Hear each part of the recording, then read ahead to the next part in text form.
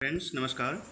आज हम लोग पढ़ने वाले हैं क्लास 7 का अतीत से वर्तमान चैप्टर 2, जिसका नाम है नए राज्य एवं राजाओं का उदय।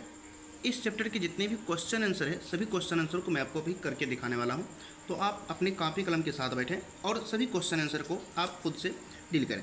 चलिए चलते हैं क्वेश्चन की तरफ। ये जो मैं पहले किया हुआ हूँ इसका मतलब ये है कि आपकी समय की बचत हो, वीडियो लंबी ना हो, इसलिए मैं आपके लिए हमेशा छोटा से छोटा शॉर्ट्स में क्वेश्चन आंसर भी लाता हूं और सभी कुछ जो है परफेक्ट जितना पूछता है उतना ही आपके लिए मैं उपलब्ध कराता हूं। इसीलिए आप हमारे चैनल पर नए हैं तो सब्सक्राइब कर लें, जिससे कि नोटिफिकेशन आपको मिलती रहेगी।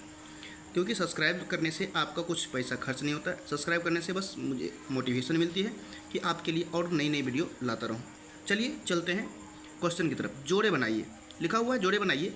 तो सोमनाथ को मिलाएंगे गुजरात से, पाल वंश बंगाल से, गोपाल लोगों के द्वारा चयनित शासक, कन्नौज गुर्जर प्रतिहार और मध्य भारत त्रिपक्षीय संघर्ष। ठीक है, इस तरह से आप मिला लेंगे। अब क्वेश्चन आंसर जो है दिया हुआ, इस क्वेश्चन आंसर को देखते हैं।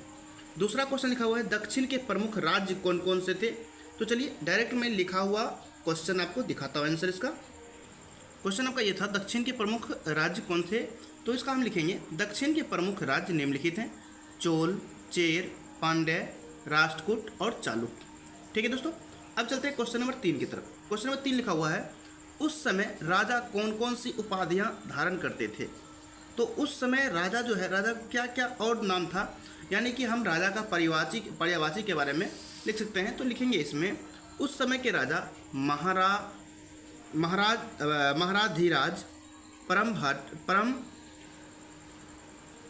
भट्टारक, परमेश्वर, त्रिभुवन, चक्रवर्तिन आदि उपाधियां धारण करते थे। इस तरह से राजा का एक पर्यायवाची शब्द भी है, आराम से आप याद कर सकते हैं और शॉर्ट क्वेश्चन के रूप में आपका लिखा हुआ। अगला क्वेश्चन है बिहार और बंगाल में किन वंशों का शासक था। तो कहेंगे बिहार और बंगाल में सेन और पाल वंशों का शासक था। ओके, इस तरह से आप आसानी से लिख सकते हैं। क्वेश्चन नंबर 5 की तरफ चलते हैं। तमिल क्षेत्र में किस तरह की सिंचाई व्यवस्था का विकास हुआ। तो कहेंगे सिंचाई के लिए पानी की व्यवस्था हेतु डेल्टाई क्षेत्र में तट बनाए गए और पानी को खेती तक पहुंचाने के लिए नहरें खोदी गई। सिंचाई के लिए कुओं की संख्या बढ़ाई गई। ठीक है, सटीक आंसर आपके लिए उपलब्ध कराता हूं, आप चैनल को सब्सक्राइब कर लें। चलिए चलते हैं अगला क्वेश्चन में। कन्नौज शहर 3 शक्तियों के संघर्ष का केंद्र बिंदु क्यों बना। तो लिखेंगे इसका आंसर कन्नौज उत्तर भारत का एक प्रसिद्ध नगर था जो कभी हर्षवर्धन की राजधानी रह चुकी थी।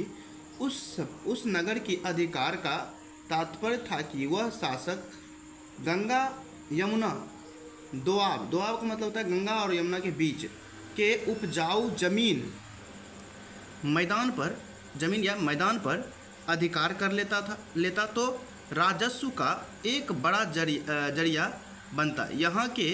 यहाँ से तीनों में से किन्हीं 2 पर बेहतर ढंग से नियंत्रण क्या था, रखा जा सकता था। ठीक है, इस तरह से आप आसानी से लिख सकते हैं। क्वेश्चन नंबर 7 की तरफ चलते हैं। महमूद गजनवी अपने विजय अभियानों में क्यों सफल रहा। तो कहेंगे महमूद गजनवी अपने विजय अभियानों में ही लूट अभियानों को अपनाया। उसने जब भी आक्रमण किया तो मंदिरों के साथ बड़े बड़े क्या था नगरों को भी लूटा। उसने कभी भी भारत में अपने अस्थायी शासक की बात नहीं सोची। ठीक है, इस तरह से आप आंसर को आराम से लिख सकते हैं, सटीक आंसर है ये। अगला क्वेश्चन है सामंतवाद का उदय किस प्रकार हुआ। तो कहेंगे 7वीं से 12वीं शताब्दी के बीच सामंतवाद का उदय हुआ था। उस समय की पुस्तकों तथा अन्य अभिलेखों में सामंत को अनेक नाम दिए गए, जैसे सामंत, राय, ठाकुर, राणा, रावत आदि। उस समय के राजा जब किसी अन्य राजा को युद्ध में हराता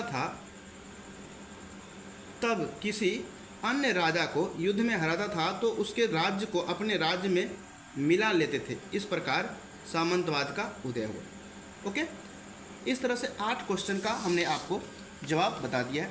तो इस तरह से आप अन्य वीडियो को भी, इसके आगे भी चैप्टर देखने के लिए आप हमारे चैनल को सब्सक्राइब कर लें। फिर मिलते हैं अगले वीडियो में। थैंक यू, धन्यवाद, जय हिंद, जय भारत।